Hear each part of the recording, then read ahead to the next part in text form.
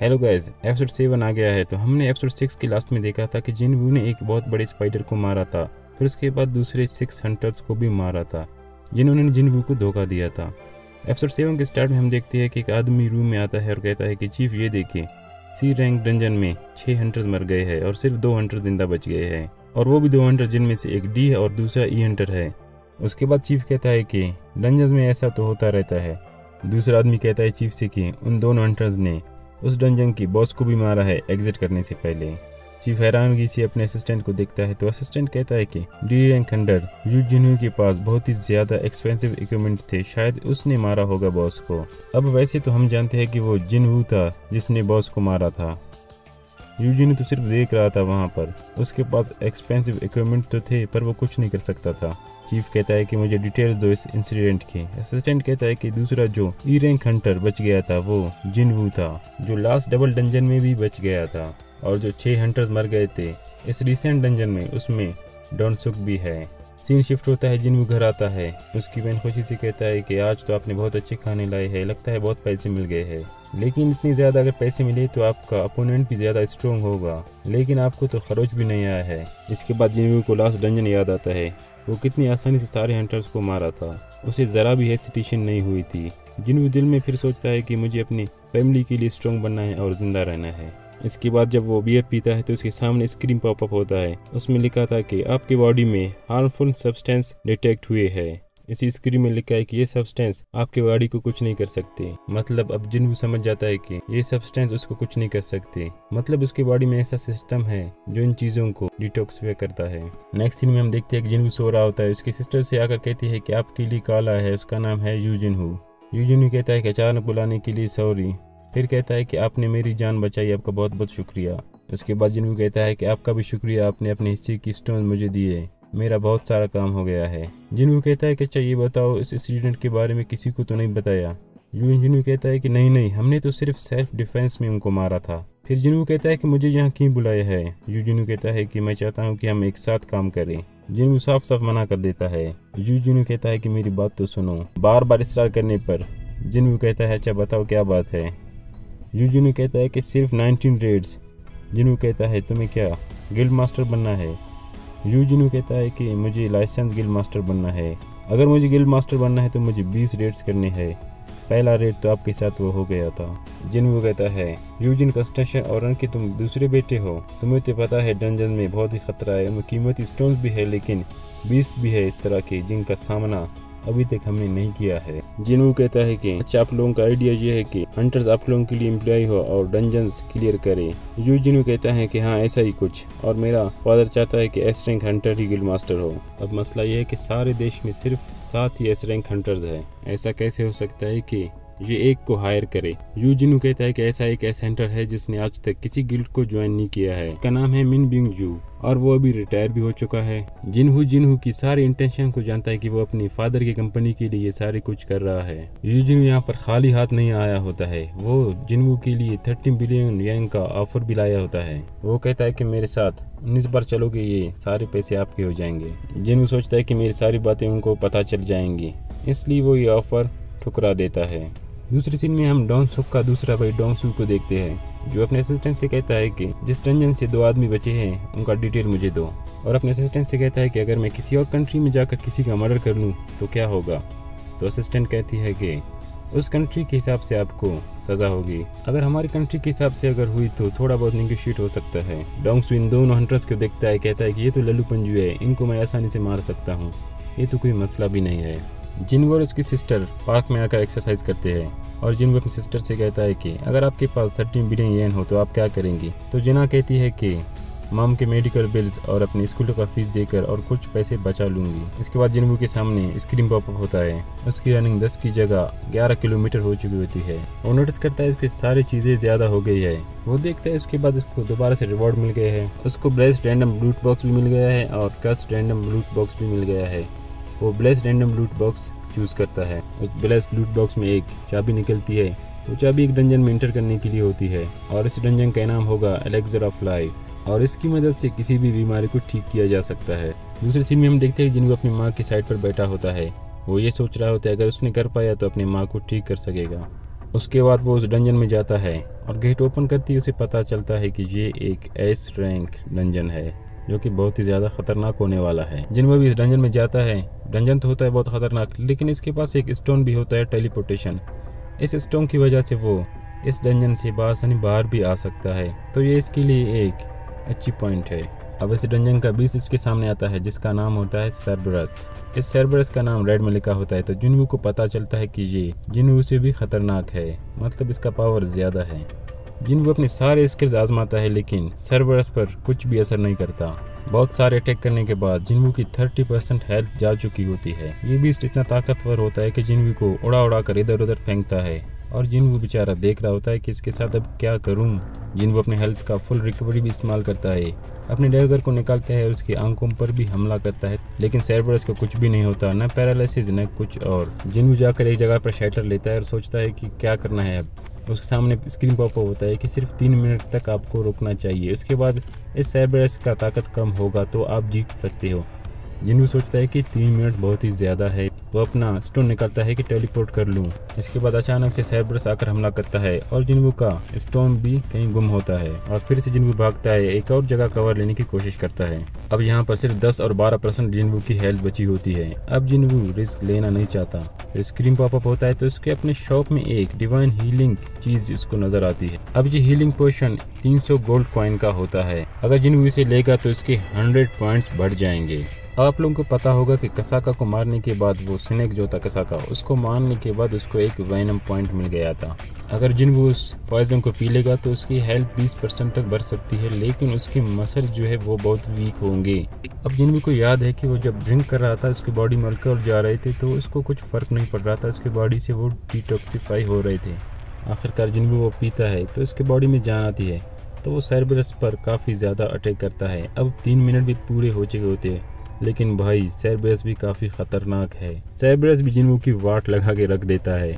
जिनवू भी हार नहीं मानता, वो सर्बरस के आखिरकार आंखों पर अटैक कर देता है और बहुत ज़्यादा अटैक करने के बाद आखिरकार फाइनली सर्बरस यहाँ पर मर जाता है। उसके बाद आखिरकार जिनवू के सारे चोट्स हील अप होते हैं और जिनवू के जान में जान आती है। उसके बाद जिनवू को एक और की मिली होती है जिसका नाम है कैसल डॉट की। उसको बहुत सारे पॉइंट भी मिले होते हैं और इसको एक स्पेशल चीज़ भी मिली होती है, एलेक्सर ऑफ लाइफ। इसके बाद स्क्रीन पॉपअप होता है, उसमें लिखा होता है एलेक्सर ऑफ लाइफ को बनाने के लिए एक पैटर्न है और ये सारी की सारी चीज़ें डीमन कैसल के अंदर है। जिनवू को पता चलता है कि अब वो इस डीमन कैसल के अंदर नहीं जा सकता।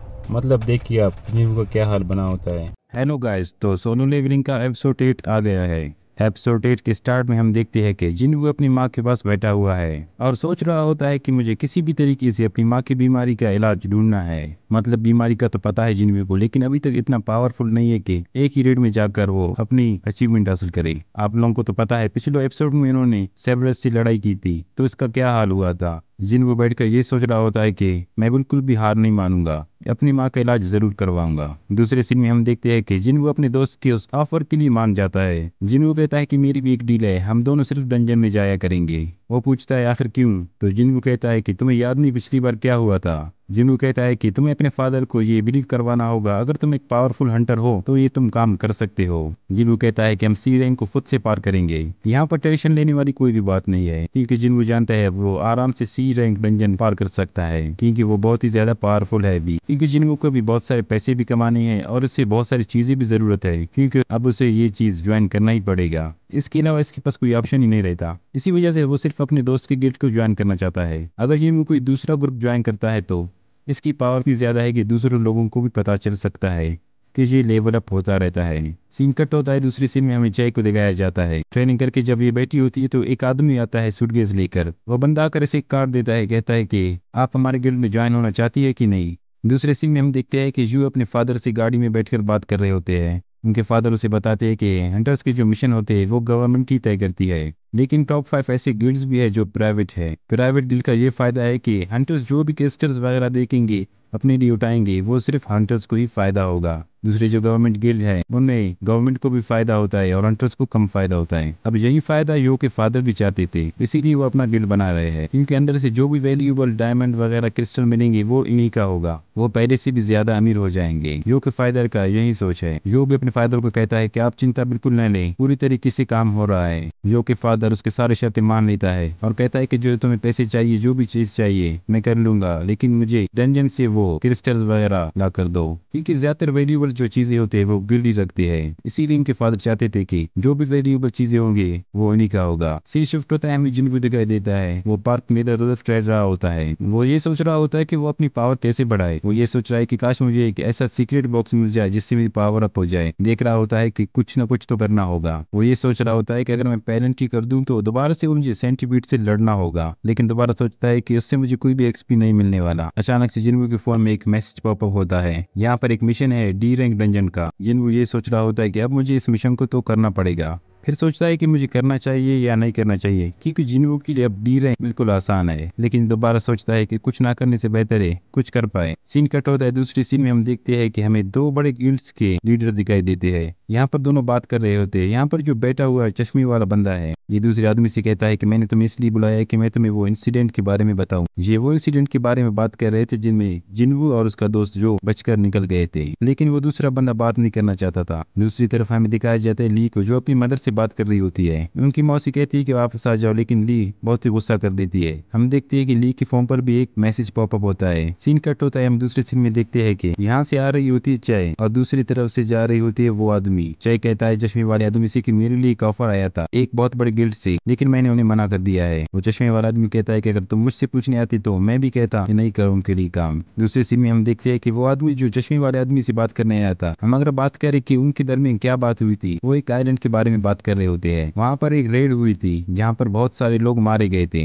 अब बहुत सारे लोग उस रेड को भूल भी चुके हैं, लेकिन वहाँ पर काफी लोगों की जान भी चली गई थी। ये बंदा जानता था कि आज नहीं तो कल उस आइलैंड से बहुत ही ज्यादा खतरा होने वाला है। ये आदमी सोच रहा था कि हमें उस आइलैंड पर कब्जा करना चाहिए। हम भले अलग अलग है, लेकिन अगर हम लोग साथ में हो जाए तो उस आइलैंड पर कब्जा कर सकते हैं और उस खतरे को टाल सकते हैं, और यही इसका प्लान रहता है। इस बंदे का नाम है जोई। दूसरे सीन में हमें दिखाया जाता है मिस्टर सॉन्ग को। सॉन्ग तो आप लोगों को याद ही होगा जिनका हाथ कट गया था, जो जिन्वू की वजह से उस डंजन से बचकर निकल गए थे। दूसरी तरफ हमें देखते हैं कि जिन्वू भी वहां पर है। वो जिन्वू को बहुत लंबे अरसे के बाद देखते हैं। सॉन्ग देखकर हैरान होती है कि जिन्वू है कि कोई और है, इतना चेंजिंग इसमें आ गया है। वो कहता है कि तुम वही हो ना। जिन्वू बेसकर कहता है कि हाँ मैं वही हूँ। आप लोगों को याद होगा वहां पर जिन्वू का पैर कट गया था। सॉन्ग से पूछता है कि तुम्हारा पैर कैसे ठीक हो गया। जिन्वू थोड़ा इधर उधर टाल कर कहता है कि कोई हाइलर ने मुझे ठीक किया है, लेकिन हमें पता है कि जिन्वू के साथ क्या हुआ था। जिन्वू कहता है कि तुम्हारा हाथ क्या ठीक हो सकता है कि नहीं।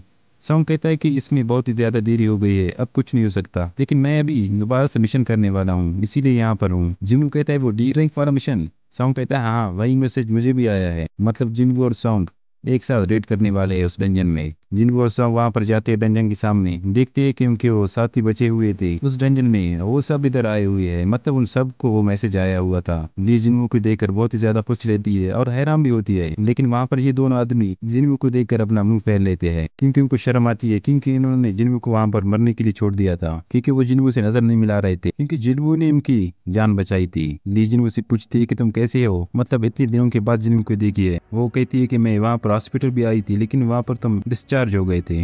ये बात कर रहे होते कि वहाँ पर एक गाड़ी रुकता है और वहाँ से 3 आदमी निकलते हैं। वो तीनों हथकड़ियों में होते हैं। ये हंटर एसोसिएशन का एक बहुत ही बड़ा मेन बंदा है। ये एक बी रैंक का हंटर भी रहता है। मतलब ये सब जाने वाले हैं इस डंजन में, क्योंकि इस डंजन में जाने के लिए 8 लोगों की जरूरत है। जिन्वू और सॉन्ग पूछती है कि क्या हमें क्रिमिनल्स के साथ ही जाना होगा इस डंजन में। ये जो लेडी है वो बताती है कि देखिए इनका जो क्रिमिनल रिकॉर्ड है वो अब खत्म हो चुका है। जी हाँ, आप लोगों को इनके साथ ही जाना होगा, और ये तीनों हंटर के लिए भी फिट है। वैसे भी हंटरों की कमी है, तो ये तीनों आप लोगों के साथ आएंगे। चिंता मत करें। हंटर एसोसिएशन से इन्होंने एक सुपरवाइजर को भी भेजा है, लेकिन वहाँ पर जिन्वू को कुछ गड़बड़ लगता है। वो ली से कहता है कि तुम्हें नहीं जाना चाहिए। ली मगर उससे कहती है कि तुम तो जा रहे हो ना। जिन्वू कहता है हाँ मैं जाऊंगा, तो ली कहती है कि मैं भी जाऊंगी। दूसरी तरफ दिखाई जाता है कि प्रिजनर्स बहुत ही ज्यादा खुश होते हैं, लेकिन हंटर एसोसिएशन का जो बंदा है वो कहता है कि तुम ज्यादा हंसो नहीं, तुम ज्यादा तेज नहीं बनो, तुम ज्यादा शाणिक बनोगे तो तुम लोग मार दी जाओगे। ये जो हंटर एसोसिएशन का बंदा है, मतलब बी रैंक हंटर है जो, ये बहुत ही ज्यादा खतरनाक है।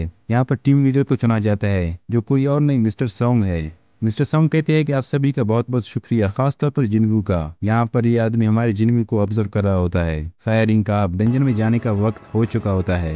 ये सब लोग डंजन में जा रहे होते हैं। इसी के साथ ये एपिसोड खत्म हो जाता है।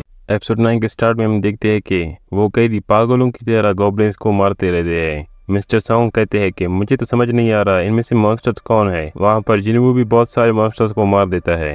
मिस्टर सॉन्ग जिनवू से कहते हैं तुम तो बहुत ज़्यादा ताकतवर हुए हो, और कहता है ये तुम्हें डैगर कहाँ से मिला। जूही भी कहती है जिनवू को कि तुम तो बहुत ही ज़्यादा ताकतवर हुई हो, तुम तो आज बिल्कुल भी हर्ट नहीं हुए। मिस्टर सॉन्ग जिनवू को देखकर सोचती है ये तो पूरी तरह से बदल गया है। तब वो लोग बढ़ने लगते हैं तो वहाँ पर 3 रास्ते आ जाते हैं। वहाँ पर हंटर एसोसिएशन का जो आदमी कैंग है वो कहता है कि ये डंजन तो आसान लग रहा है, हम क्यों न 3 ग्रुप्स में बट जाए, इससे रिस्क तो इंक्रीज होगा लेकिन हम ये मिशन जल्दी कर पाएंगे। तो कैंग कहता है मैं इन मुजरिमों को लेकर राइट की तरफ जाता हूँ, बाकी लोग अपना अपना डिसाइड कर लो। जिनवू को आइडिया होता है कि बॉस कहाँ पर होता है। वो मिस्टर सॉन्ग से कहता है चलिए हम लेफ्ट की तरफ चलते हैं।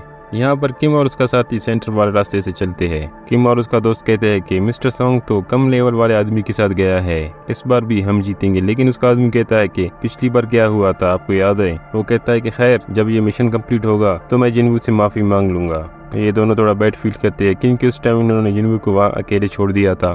दूसरे सीन में हम देखते हैं कि कैदियों ने सारे गॉब्लिन्स को मार दिया होता है। तो कैंग कहता है कैदियों से तुमने इन्हें तो मार दिया है, अगर ये इंसान होते क्या तुम इन्हें भी मारते। तो एक कैदी कहता है कि ह्यूमंस भी मॉन्स्टर्स से कम नहीं होते, हाँ हम भी मारते इनको। वहाँ पर हमें फ्लैशबैक दिखाया जाता है। एक आदमी कैंग से कह रहा होता है कि 3 लोगों ने मेरी बेटी की जिंदगी बर्बाद कर दी है, इसी वजह से उसने सुसाइड की है, और मेरी वाइफ इसी इंसिडेंट की वजह से मेंटल ट्रॉमा में है और अभी भी हॉस्पिटल में है, और वो तीनों कुछ ही सालों में छूट जाएंगे जैसे कि कुछ भी नहीं हुआ था। इसीलिए ये टीम प्लेयर में हूँ, तुम उनको मार डालो क्योंकि अगर वो निकलेंगे तो वो आज़ाद हो जाएंगे। मैं उनसे अपना बदला नहीं ले पाऊंगा, मेरी बेटी वापस नहीं आएगी, इसीलिए तुम मेरी तरफ से उन्हें मार दो। तुम अपने साथ इन तीनों को ले जाओ, किसी को पता नहीं चलेगा उस डंजन में क्या हुआ था, तुम इन्हें मार दो। दोबारा से सीन शिफ्ट होता है कैन पर। कैन उनसे कहता है कि मैं सर्वेलेंस टीम को कहूंगा यहाँ से हमें बहुत ज्यादा गॉब्लिन्स मिले थे और गॉब्लिन्स की लड़ाई में तुम लोग मारे गए थे। तभी हम देखते हैं वहाँ पर इमोर और उसका साथी भी आ जाते हैं, लेकिन अब तक कैन ने 2 कैदियों को मार दिया होता है। वो दोनों कैंग से कहते हैं कि तुम ये क्या कर रहे हो। तो कैंग कहता है कि अच्छा तो ये 2 रास्ते जुड़े हुए हैं, मतलब वो तीसरा रास्ता ही बॉस की तरफ जाता है। तभी उस कैदी का सर दर्द से अलग कर देता है और वो इमोर और उसके साथी की तरफ चलता है। यहाँ पर जिनवू सोचता है कि कैंग तो वही है जो मुझे हॉस्पिटल में मिलने आया था। तब वो उम्मीद करता है कि अच्छा होगा इसे मैं याद ना आऊँ। चीखों की आवाज़ सुनकर जिनवू वहाँ पर पहुँच जाता है तो देखता है कि सारे लोग मर गए हैं, सिर्फ इनमें से एक बचा हुआ है। तो वो जूही से कहता है कि इसे ठीक करो। मिस्टर सॉन्ग कहते हैं कि ये कोई मैजिक बीस्ट की वजह से नहीं हुआ, लगता है किसी ह्यूमन ने इन पर अटैक किया है। तो वहाँ पर मिस्टर किम कहते हैं कि मुझे हील करना छोड़ दो, तुम मुझे नहीं बचा सकते। वहाँ पर वो जिनवू से माफ़ी मांगता है और वहाँ पर वो मर जाता है। तभी हम देखते हैं कि कैंग वहाँ पर जूही पर हमला कर देता है लेकिन जिनवू से बचाता है। तो कैंग कहते हैं कि तुम सच में कमाल की हो, मैं सबसे पहले हीलर को मारना चाहता हूँ। मिस्टर सॉन्ग कहते हैं कि तुम ये क्या कर रहे हो, तुम तो हंटर एसोसिएशन से हो, आखिर तुम ये कैसे कर सकते हो, तुमने इन लोगों को क्यों मारा है। तो मिस्टर कैंग कहते हैं कि मैं एक स्टोरी बनाने वाला हूँ, मैं कहूँगा कि ये कैदी भाग रहे होते हैं और तुम लोगों को मारते हैं, और जब मैं बॉस से लड़ रहा होता हूँ तो ये मुझ पर भी हमला कर देते हैं, तो मैं इन्हें मार देता हूँ। तो ये कहानी आप लोगों को कैसी लगी। जिनवू वहाँ पर गुस्से में आता है। वहाँ पर मिस्टर सॉन्ग कहते हैं कि जिनवू छोड़ दो, तुम मुझे नहीं हरा सकते, इसे मुझ पर छोड़ दो, मैं इसे देखता हूँ। वहाँ पर मिस्टर सॉन्ग मिस्टर किम की शॉट उठाता है और कहता है कि मुझे शॉट उठाते हुए काफ़ी टाइम लगा है, लेकिन ये भी एक बी रैंक हंटर है जो मुझसे काफ़ी ज़्यादा ताकतवर है, इसलिए मुझे जूही की मदद लेनी होगी। वो वहाँ पर जूही को कहती है कि मेरे बॉडी पर फिजिकल इन्वेस्टमेंट एक्टिव करो। तो मिस्टर कैंग कहते हैं कि तुम्हारी तरह का बूढ़ा आदमी किसी की मैजिक से अपने आप को कितना भी ताकतवर कर ले, वो मेरा कुछ नहीं बिगाड़ सकती। वहाँ पर मिस्टर सॉन्ग जाकर कैंग पर हमला कर देता है, लेकिन कैंग अपने आप को बचा लेता है। कैंग कहते हैं कि तुम्हारी तो स्किल्स बहुत ज़्यादा अच्छी है, ऊपर से तुमने इन्वेस्टमेंट भी की है। दोबारा से मिस्टर सॉन्ग कैंग पर हमला कर देता है, इस बार थोड़ा फास्ट होता है। मिस्टर कैंग सॉन्ग से कहते हैं कि तुम तो कमाल के निकले, तुम्हारी स्पीड भी ज्यादा है, लेकिन इसका कोई फायदा नहीं होने वाला। वो मिस्टर सॉन्ग को जख्मी कर देता है, लेकिन जूही अपनी मैजिक से उसे हील करती है। वहाँ पर कैंग कहते हैं ये हीलर तो काफी तंग कर रही है, पहले इसे मार देता हूँ। जैसे ही वो जूही पर हमला कर देता है, लेकिन मिस्टर सॉन्ग उसे रोक लेते हैं। जूही की भी पावर खत्म हो जाती है, वो मिस्टर सॉन्ग की मदद नहीं कर पाती। मिस्टर कैंग कहते हैं कि तुम लोगों का आखिरी वक्त आ गया है। वो जैसे ही मिस्टर सॉन्ग पर हमला करने वाला होता है, मिस्टर सॉन्ग अपनी जादुई शक्तियों की वजह से उन पर भी हमला कर देता है और उसे जलाने की कोशिश करता है। लेकिन मिस्टर कैंग कोई कच्चा खिलाड़ी नहीं है, वो बच जाता है। मिस्टर कैंग कहता है, मैंने तुम पर फाइनल अटैक किया था जो तुमने बड़ी चालाकी से उसका मुकाबला किया और मुझ पर जादुई हमला किया, लेकिन ये सब कुछ मेरा कुछ नहीं बिगाड़ सकते। जैसे ही कैंग मिस्टर सॉन्ग पर हमला कर देता है, लेकिन जिनवू बीच में आ जाता है और कैंग कहते हैं कि तुम फिर से बीच में आ गए। वो कहता है कि आखिरकार तुम कौन हो? तो जिनवू कहता है कि मैं हूँ सन जिंगबू और मैं एक ई रैंक हंटर हूँ। तो कैंग कहते हैं, आखिर ये कैसे पॉसिबल है? एक ई रैंक हंटर मुझे रोक पाता है? तुम आखिरकार इतनी ज़्यादा पावरफुल क्यों हो? मैं तुम्हें देखकर बता सकता हूँ, तुम अपनी असली पावर छुपा रहे हो। मिस्टर कैंग कहता है जिनवू से, मुझे तो लगता है तुम दूसरी बार अवेकन हुए हो। ये सुनकर जूई और मिस्टर सॉन्ग शौक में होते हैं। मिस्टर सॉन्ग कहते हैं, क्या ये डबल डंजन के इंसिडेंट में हुआ है? क्या तुम वही आदमी हो ना जो बच गया था उस डंजन में, जिससे हम मिलने हॉस्पिटल भी गए थे? उस टाइम तो इसकी वैल्यू 10 आई थी। इसका क्या मतलब हुआ? क्या इसकी सेकंड अवेकनिंग इसके बाद हुई थी? लेकिन ये ऐसा पॉसिबल नहीं है, ये कैसे हो सकता है? आखिरकार लगता है कि तुम्हारे पास एक हंटर की तरह एक अच्छा एक्सपीरियंस है और कुछ भी नहीं। हमें दोबारा से फ्लैशबैक दिखाया जाता है। वो लड़की के फादर से कहता है कि क्या तुम्हें लगता है मैं एक छोटे से सैलरी के लिए ये सब कुछ कर रहा हूँ? ये इसलिए है कि मैं मैजिक बीस्ट से ज्यादा लोगों को मारना पसंद करता हूँ। और हम देखते हैं कि वो जिनवू पर हमला कर देता है और कहता है कि चाहे तुम दूसरी बार अवेकन हुए हो, लेकिन तुम इतना पावरफुल नहीं हो सकते कि मेरा मुकाबला कर सको। तो हम देखते हैं कि जिनवू की और कैंग की खूब लड़ाई होती है। लड़ाई इतनी फास्ट होती है कि मिस्टर सॉन्ग और जूई इन्हें ट्रैक भी नहीं कर पाते। मिस्टर सॉन्ग कहते हैं कि ये वो जिनवू तो नहीं है जिसे मैं जानता था। वहाँ पर कैंग कहते हैं कि हमारे मूवमेंट्स तो एक ही जैसे है, लेकिन मैं एक एक्सपीरियंस हंटर हूँ, तो इसी वजह से जिनवू तुम ही हारोगे। एक हमले में जिनवू थोड़ा जख्मी होते हैं और मिस्टर कैंग कहते हैं कि तुम वाकई में पावरफुल हो। जिनवू कहते हैं कि तुम अपने किलिंग इंटेंट को थोड़ा कम रखोगे, क्योंकि मेरे सिस्टम ने अब तुम्हें अपना एनिमी मान लिया है। अब मेरे पास एक और रीजन है तुम्हें मारने का। तो कैंग सोचता है कि आखिरकार ये किस सिस्टम की बात कर रहे हैं। तो हम देखते हैं कि जिनवू अपनी स्किल को यूज करके और भी ज्यादा ताकतवर होता है। अपनी डैगर के जरिए कैंग के अंदर पॉइजन इंजेक्ट करता है। कैंग भी अपनी पावर से उस इफेक्ट को ख़त्म कर देता है और सोचता है ये तो सच में बहुत ही ज़्यादा ताकतवर है, अब इसे कुछ इंटरेस्टिंग दिखाने का वक्त आ गया है। और वो वहाँ से गायब होता है और कहता है कि मैं अपने आप को पूरी तरह से छुपा लिया है। इसी दौरान वो जिनवू पर हमला कर देता है और जिनवू को जख्मी कर देता है। तो जूई जिनवू की मदद करने के लिए आगे आ जाती है। तो कैंग कहता है कि वहीं रुक जाओ, इसे मारने के बाद तुम्हारी बारी है। कैंग कहता है जिनवू से, तुम जख्मी होकर मेरे हमले रोक पाओगे? तो जिनवू कहता है कि अपनी बकवास बंद कर दो। जिनवू डेली क्वेस्ट की वजह से अपने आप को हील कर देता है। ये देखकर कैंग काफी शौक में होता है। कैंग सोचता है कि एक फाइटर के पास एक हीलिंग पावर कैसे हो सकता है? आखिरकार ये इसे कितनी बार यूज कर सकता है? आखिरकार ये कौन है? इसका मतलब ये सच में खतरनाक है। जिनवू कहता है कि मैंने अपना एक और इमोशन भी खो दिया, अब मुझे तुम जैसे पर गुस्सा भी नहीं करना चाहिए। मिस्टर सॉन्ग कहते हैं कि अच्छा, जिनवू ने इतने कम टाइम में बहुत ही डिफिकल्ट काम किए होंगी, इसी वजह से ये इस तरह है। कैंग कहता है कि यहाँ पर वही जीतता है जो सबसे पावरफुल होता है। ये कहती वहाँ से वो गायब हो जाता है। तब हम देखते हैं कि जिनवू बिना देखे इसके सारे अटैक्स को रोकता है। कैंग सोचते हैं कि ये कैसे हो रहा है, ये मुझे देखे बगैर मेरे सारे अटैक्स को रोक लेता है, आखिर ये कैसे हो सकता है? तभी वहाँ पर जिनवू अपनी मर्डरस इंटेंट स्किल को एक्टिवेट करता है। वहाँ पर चारों तरफ अंधेरा होता है और कैंग को भी वो अंधेरा महसूस होता है। तभी हम देखते हैं कि जिनवू का डैगर उसके आर पार होता है। तो कैंग कहते हैं कि तुमने मुझसे पूछा था ना कि तुम लोगों को क्यों मारते हो? एक हंटर दूसरे लोगों की तरह बिल्कुल भी नहीं होता, क्योंकि वो हमेशा मौत के साथ खेलता रहता है और तुम भी वैसे ही हो। हम दोनों ही किलिंग मशीन बन चुके हैं, क्योंकि अब मैं जो एक यूजर है मरेगा